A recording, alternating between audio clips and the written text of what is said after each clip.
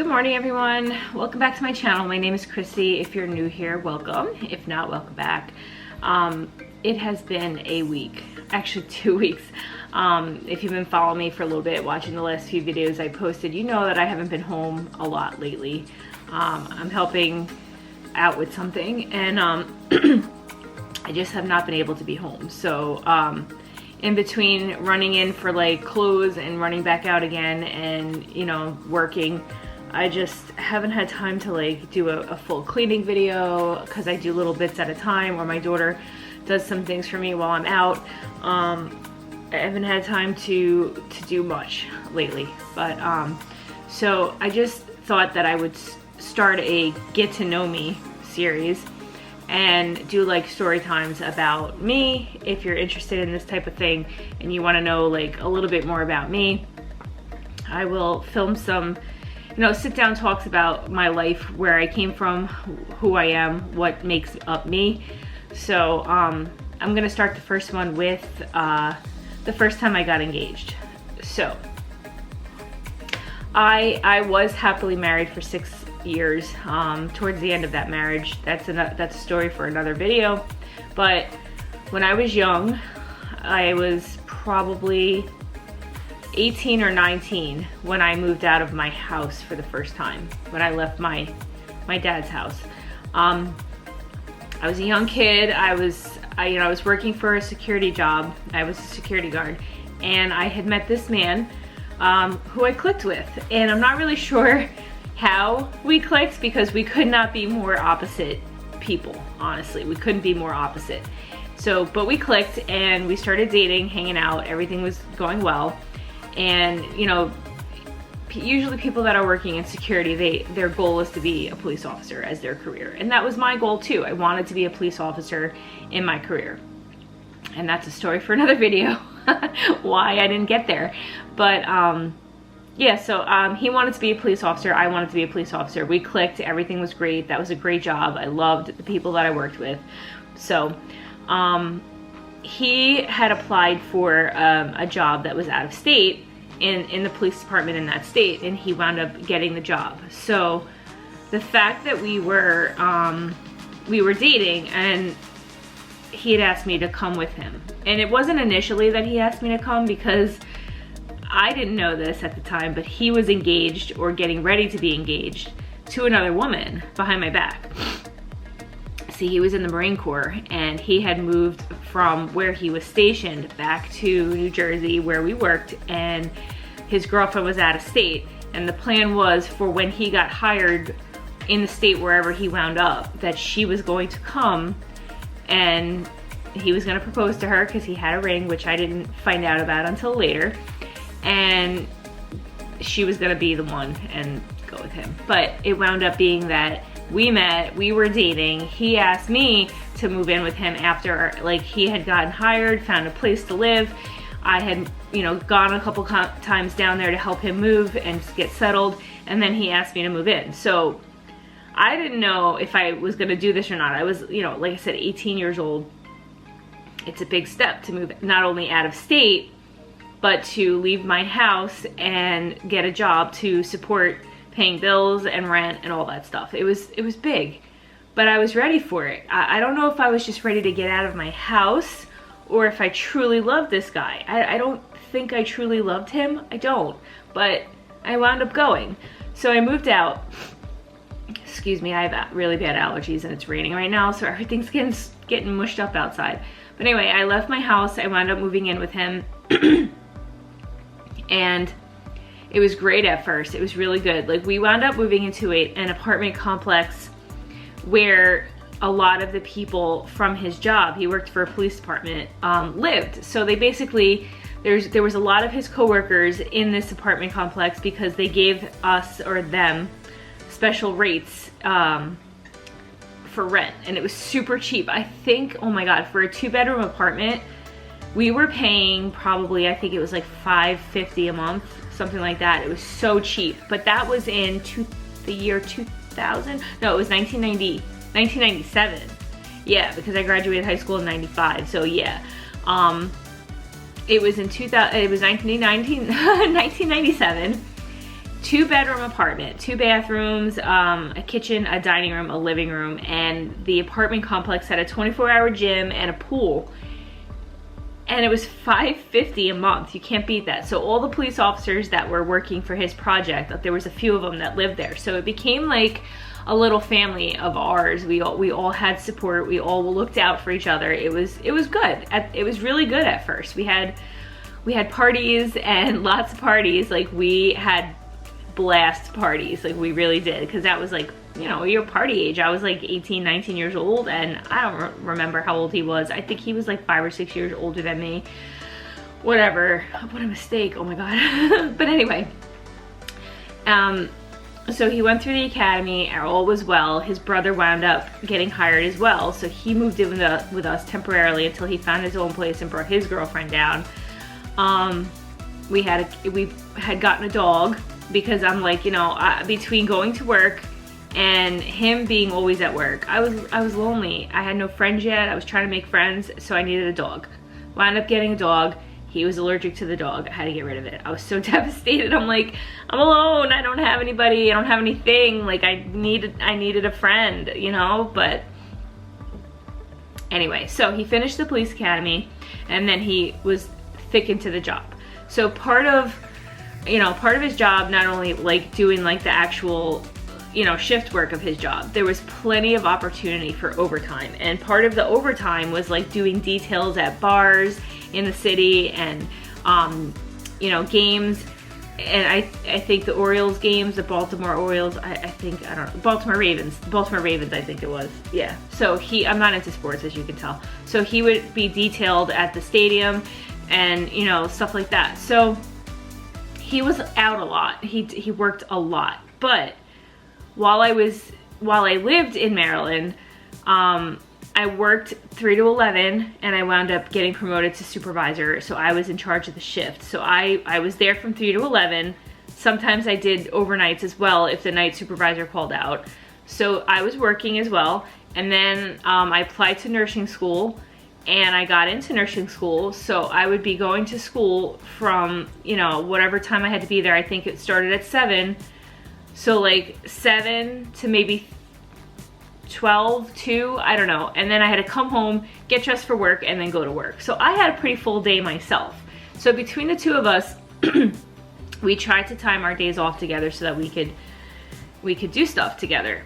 But like I said, it was amazing at first, and I was loving being independent. And you know, I took on the role of paying the household bills, because he had never balanced a checkbook before. He had never done any of that because he was in the Marines, and he didn't have to do any of that. He went into the Marines as an early age himself, and never had to balance a checkbook, never had to pay bills, never had to worry about that, because, you know, he left his home as a child and went straight into the Marines. So I took on that role, paying the bills, taking care of the house, and going to school and working. And he pretty much, his only responsibility was to go to work. That was a big mistake of mine. I should have made him take on more roles. But anyway, so as part of this bliss, we of course needed to furnish our apartment. So we did get a lot of hand-me-downs. Like, my dad gave us, you know, end tables, a coffee table, and we wound up purchasing our own couch. We wound up getting hand-me-down kitchen set, dishes, all that stuff was like hand-me-down, which was great, because when you're first starting out, it's much appreciated. But this man had a problem with credit. Could not get a credit card. I don't know if he got them while he was in the Marines, he ran up debt, whatever. He just could not get approved for credit. So I wound up, and this is little old me, opening up a credit card. I think it was for Sears, I don't remember. I don't have this credit card anymore, but I opened up a credit card to buy furniture for our bedroom. And that was my first, you know, experience with credit. I opened up this credit card, and I bought furniture, but I also worked, I wound up going into a department store and working as security, because it paid a little more. So I went to this department store, and part of applying for this department store is that you had to have a department store credit card if you wanted to buy anything in the store, because that's how you would get your employee discount. You would have to put it on the credit card. So now, at the age of 19, I have 2 credit cards. And as a young female, to be working at a department store full of name brand stuff like DKNY and stuff like it, you know, furniture, makeup, dangling this stuff in front of my face and needing plain clothes at this point as an undercover security guard at a department store, I needed to buy clothes. So you're taking this credit card and you're buying clothes. And, you know, I was only making like $9.50 an hour. And that was, like I said, it was a long time ago. And that was above minimum wage. And we thought it was great. So between our credit, or his salary and my salary, we were doing okay. We were. With this cheap rent. So, but anyway, I was maintaining my credit card at the department store I worked at. So every time I bought something, I would pay it off, and that's fine because I was just using the employee discount. But his obsession with credit and being able to have instant gratification with credit became a problem. So before we knew it, he was you know, asking me to apply for this credit card so we could buy this TV, or this credit card so we could buy that, because he couldn't get approved for a credit card. And I was stupid, young, naive, and I thought I was in love. So I would open these credit cards and furnish our apartment. Well, as I'm paying the bills and doing everything else, and he's out working, it started to get bad. We started to fight a lot. And the smartphones were not a thing, and internet was just becoming a thing. I had an email address and an instant messenger. That's it. So, and we didn't even have a computer. Computers were not a thing. Like, they were not popular. I had one at home. I had gotten one for Christmas one year, but I left it at home. So I would go to a neighbor's house, like, and ask if I could use her computer for a little while, and she would let me, because in turn for like getting to use her internet and stuff like that, I would babysit her kids. And that was another police officer that worked with my ex at the time. So like I said, we all took care of each other. I babysat for free. I got to use the computer, no biggie. But anyway, so that's the background story to this. So as I paid the bills, so every time he got paid, like I said, internet was not a thing, so direct deposit wasn't really like popular back then either, because like usually you can log in and see your check and see everything online. But so he would get paid with a paper check, and he would bring it home, and I would take it to the bank and deposit it if he hadn't had a chance to do it already. And then I would write it in the checkbook and then pay the bills. So he brought his paycheck home. It was an overtime check, and it was a big check because he had done a lot of overtime. And for some reason, I misplaced it, because he would come home at all hours and say, here's my check, whatever, and then I would put it off to the side to remind myself to go to the bank. But I misplaced it. I could not find it. I did not remember what I did with it. So I looked all over for it. Couldn't find it. He flipped out on me. Flipped out. This was like the first big fight we had. He flipped out on me and accused me of taking his money and cashing it so that I could fly across the country to visit some guy that I was speaking to on the internet. The most ridiculous thing I've ever heard of in my life. He was convinced that every time I went to this person's house to babysit their kids, I was talking to somebody on the computer from across the country, and that I was gonna take his paycheck, steal it, and go fly there to meet this guy. Let me tell you something, guilty consciences always project their guilt and their actions on somebody else. It's just a given. So he's accusing me of cheating on him and then flying across the country. So days go by where I can't find this check, and I'm devastated because he won't talk to me, he's being nasty to me, accusing me of this and that. And so one day he goes into the bathroom to take a shower, and he's like going into the linen closet to get a towel out, and then the check falls out.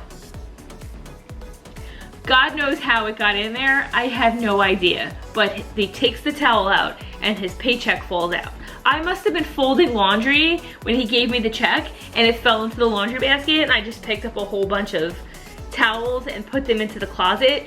And that's how it got in there. I have no idea. I don't know. But it wound up getting into the closet and we found it. So imagine his face when the check falls out and it's not in the bank and I didn't steal it and I'm not flying across the country to meet some guy that I met on the internet. Imagine his face. He felt bad.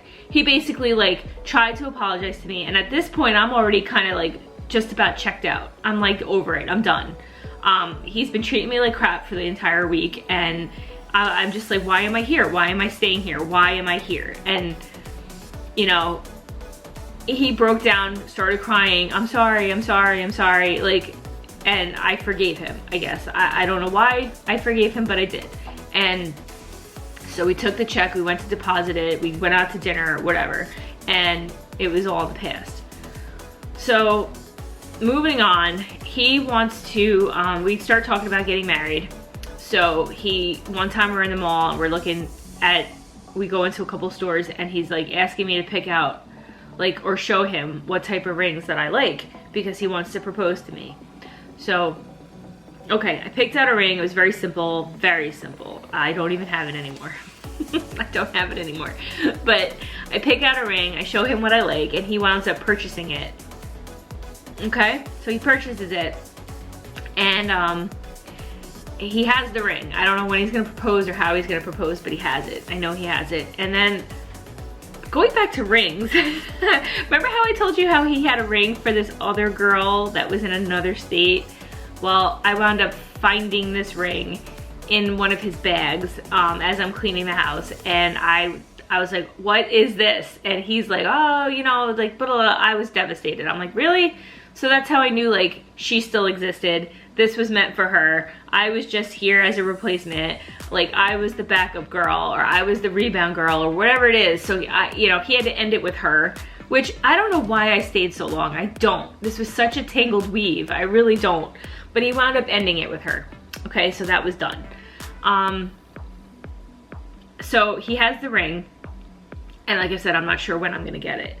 But at the time that I was living with him, I decided, like, he wanted to have kids. Like, now. He wanted to have kids now. But I did not, because I was 19, living in an apartment. We didn't have a house. I wasn't finished with school yet. I wanted to finish school. I wanted to have an established career, and I wanted a house before we brought kids into the picture. So he was just, that was a constant argument. He wanted kids and he wanted them now. Thank God I did not have children with this man, thank God. But that was another source of argument, and I wound up going to the doctor and getting on the Depo shot. So I would not get pregnant. I did not want kids, I was too young. I do not recommend that Depo shot. Let me tell you, it made me psychotic. Literally psychotic. Not only did I gain like 10 pounds in a year, like fast weight, but I was literally psychotic. Every time we fought, I screamed like a banshee. I followed him around. Like, we went to a store one day and he was being an asshole, straight up asshole to me, and I just like went off like a psycho. I couldn't control it. And we were in this store walking around, and I was screaming my head off at him in the store, and he was ignoring me, and I kept following him. And I was like, it was an out-of-body experience, let me tell you. And the more he ignored me, the more pissed off I got. And I realized, like, what is going on in my head? I'm not happy. I'm on this shot that's making me crazy, and I had to come off of it. I did. So I came off of it. So no Depo. Please don't do it. It's bad. But anyway, he wanted kids. He wanted kids, and I did not want kids. It was way too early for me to have kids, so I didn't want to do it. So anyway, I know this story's all over the place. I'm trying to remember. This was like 30 years ago. But anyway, so right. We're fighting constantly. Always fighting, always fighting, always fighting. So we wound up getting to like another huge fight. And at this point, I'm ready to go. I'm ready to go. So I tell him, I said, that's it. I'm done. I can't do this anymore. I really can't do this anymore. So I had to work that night. I wound up going into the bathroom, getting in the shower, taking a shower, getting ready, you know, to get ready for work. and I'm in a towel standing in the bathroom, and he comes into the bathroom, drops to his knees, he's crying because he doesn't want me to leave him, and he takes out the ring and proposes to me in the middle of an argument. On the floor, he's crying. I'm crying because I'm upset and ready to leave. I'm done, I'm like ready to end it, and he's got the ring in his hand and wants me to marry him. And what does my stupid ass do? My stupid ass jumps into the fairy tale of being a bride, and I say yes. I don't know what's wrong with me. I say yes. So now we're engaged. So I go to work that night, and I'm wearing this ring, and I'm showing everybody that I'm engaged, and all the guys I'm working with are shaking their heads because they know this guy's an asshole, they know he's not right for me, they know what we've been through, what he's put me through, and they're shaking his head at me like, don't, why are you doing this? But, you know, they were happy for me because I was happy, and my work family was, that's it, they were family to me because I had nobody down there where I was. So now we're engaged, and we start planning a wedding. My family, my mom is excited to start planning the wedding. We had booked a venue. I was working on a guest list. I was bringing these bridal magazines, you know, the big fat thick ones, to work with me, and I was reading them, and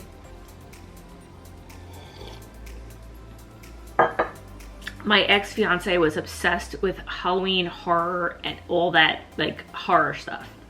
So we had our wedding planned for, I think it was a Friday, Halloween night on a Friday in the year 2000, I believe.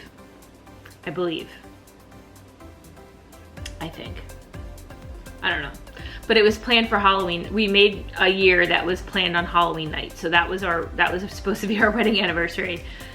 And we were gonna do all kinds of like Halloween themed things, and you know, like it was gonna be a fun wedding. It was gonna be fun to plan that one. But so I remember my dad and I had a conversation, and he was like, Chrissy, I don't care if it's on your wedding day and we lose all this money, and he's like, if you're not happy, walk out of this relationship. Walk out. You don't have to do this. I don't think my dad liked him very much, which is smart because he was a jerk, and my dad knew it. He saw it right away. My dad has good intuition about people, I should say. He has good intuition, and he did not like him. So he said to me, at any time, you are free to go. I don't care how much money we put into this. Don't do it if you're not happy. Don't make a mistake if you're not happy. And I was like, I'm fine. So wedding was planned, deposit was made. And so I don't know how I found out or how I did this, or you know, I think my ex had come home from work one night, and you know, we had beepers at the time, you know, the little Motorola beepers. That was the thing. We didn't have cell phones because you know, they weren't a thing yet. His beeper's going off, and he's in the shower. And I'm like, who is beeping him? Who is beeping him? So I picked it up, and I decided to call it. Guess who picked up? A female, a girl. Okay, so her and I got to talking, and I blocked her name out of my head. I can't remember what her name was. I can't remember what her name was, but her and I got to talking. She had no idea that I existed. And apparently the two of them were dating for at least 6 months at that point, and I had found out. Okay, so I'm like, wow, okay, well, and she had a kid. And you know, so she had a kid. Sorry, my camera cut me off. She had a kid, and I said to her, don't let this kid call him daddy, because he will not be a permanent fixture in your life. You know, he did this to the girl before me. He did this, and now he's doing this to me, and he will do it to you. So we had a very civil conversation at that point. It was civil. Okay, so at that point that I knew she existed, he came out of the shower, and I said, I just talked to whatever her name was, and we're done. Absolutely done. Take your shit and get out. So he didn't make it easy for me, because that was his apartment. I was a guest in his apartment. So, but I said to him, I'm working, I'm in school, there's no place for me to go. Go live with her, because you're not welcome here anymore. So at that point, it was done. He took a bag and he went to her house, and he had stayed with her for the remainder, and we split. It was a messy split. because he moved out, he wanted his ring back. I didn't want to give it to him because my intention was to sell it and pay off the debt for the credit cards that he ran up. So he took the ring, I took it off, I put it in the drawer, and he wound up stealing the ring and taking it to work with him. And I called his sergeant and I said, he stole from me, I want it back. And in that state we lived in, it was a felony for him to steal something from me, even though he gifted it to me. As long as it, you know, he gifted it to me, so it was mine. So he wound up bringing it to me that night from work with his sergeant to witness that he was giving it back to me. He wound up taking a few other things from the house and I'm like, I want it back. So I made a list of the things I wanted back. He brought everything back to me. We had an agreement that I could stay in the apartment as long as I paid for half. He would pay for half and I would pay for half. I wasn't making enough money to pay for half. I was not making the money that he was making. I was $9.50 an hour. I wasn't making that money. And so I couldn't pay it. So I had to get the hell out of there. I had to get out of there. When I was in nursing school, if you fail a test twice, you're out. And my head was a mess. My head was a mess. I was alone in a place I didn't know. I didn't really have a lot of friends. I was in an apartment by myself and I was 19 years old. I was scared. I was scared. So I had to get the hell out of there. And so I couldn't pay him the rent. So I had him, he wound up coming to where I was working. His plan was to come to where I was working to collect his half of the rent one night. And I had worked when I worked in security, I also had police officers. They did weekend details. So I asked him to come with me when he came for the rent. And I basically said to him, and he had the nerve to bring this girl with him. He had the nerve to bring this girl with him to collect the rent from me. Are you serious? And his brother. He brought his brother too. So I said to him, I don't have the rent. I'm never gonna have the rent. I'm not gonna pay you the rent. You did this to me. I'm in this alone and I'm not paying you the rent. In fact, I'm leaving. I'm moving. I just gave my job 2 weeks notice, so in 2 weeks I'll be out.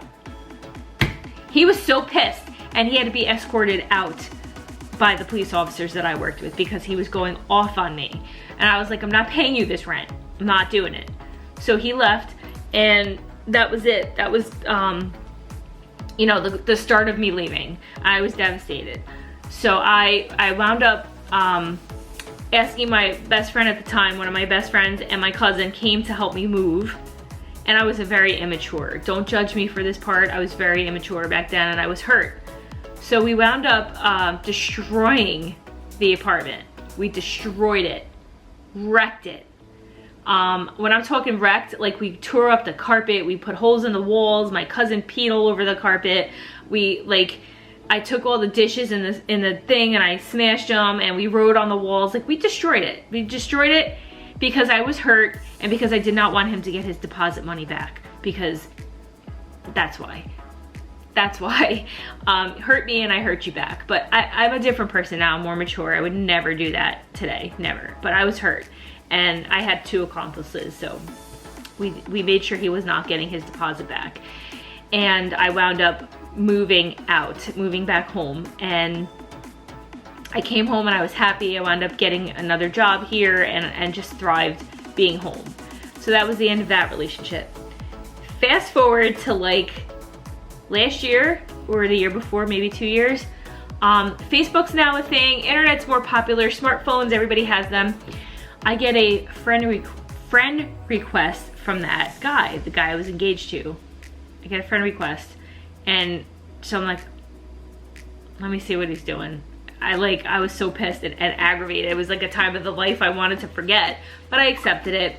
And he starts inboxing me, asking me how I am, and I'm being a total asshole to him. Like, I'm being so mean, because I'm like, what do you want from me? Like, what do you want, basically? Like, I shouldn't have even bothered, but anyway. I figured like the best revenge is to show somebody how you're thriving today without them. So then I started entertaining it. He's apologizing, saying, I treated you like garbage, I'm so sorry. I'm like, where's your girl? Where's your girl? Like, you know, so they wound up getting married. And I see on his Facebook page that they had a daughter together and they raised her daughter from her previous relationship together and they looked happy. But on his Facebook page, there was like as time went on, there was less and less pictures of her. So I said to him, where's your girl? So he said that they split up, and I guess she wound up getting into like substance abuse, and she left him for the dealer.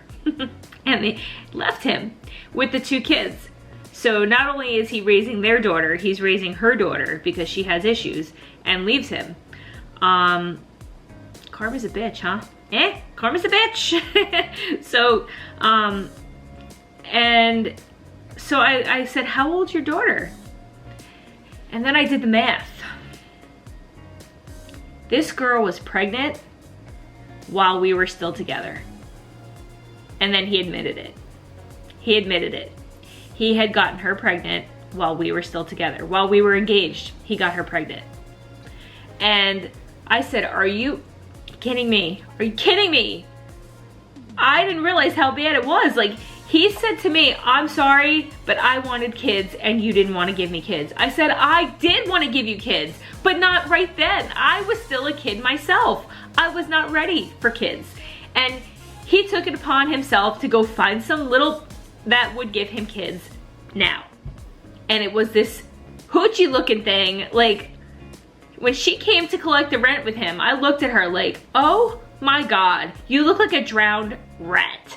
She had this long, stringy, curly hair that looked like it was wet. You know, like back in the day, like the wet, stringy, curly, nasty hair was a thing. I was beside myself. I'm like, you fucking asshole. I went off on him, excuse my language. I went off on him, and I was like, are you kidding me? Like, we were engaged and you got her pregnant on purpose because you wanted kids. Wow. So he wound up apologizing for all that, and I was like, oh my God, your apology is like nothing. Okay, I'm done. You know, and it kind of stunk because I really loved his family. His mom and dad were very warm and welcoming. His 2 aunts that he had were very warm and welcoming.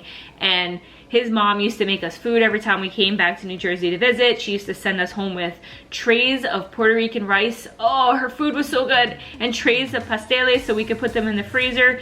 Empanadas and all that stuff, because his mom was from Ecuador and his dad was Puerto Rican, and the food that they made was amazing, and they were such sweet, nice people, and I did love his family. But him, he needs the Lord. He needs the Lord. I think he's still single, but karma is a bitch. Karma got him. I'm much happier today in my life, and I just think about what would life have been if I stayed with him. I don't know how it would have been different, but thank God that we didn't get married. Anyway, the moral of the story is go with your gut. My gut was telling me millions of times to run, and I didn't. So I didn't mean to talk for so long. Man, this video is going to be long, but thank you for sitting down and having this discussion with me. That's just another video that I'm going to be making in the Get to Know Me series. If you're interested, hit that subscribe button down below, hit the bell notifications so that you're notified every time I post, and follow me on Instagram at everyday_tidbits and Facebook at everydaytidbits, because I would love for you to be a part of my social media family. I need to get some things done because I have to leave again in a little while. So I will catch you guys in the next one. I hope everyone's being safe. Bye.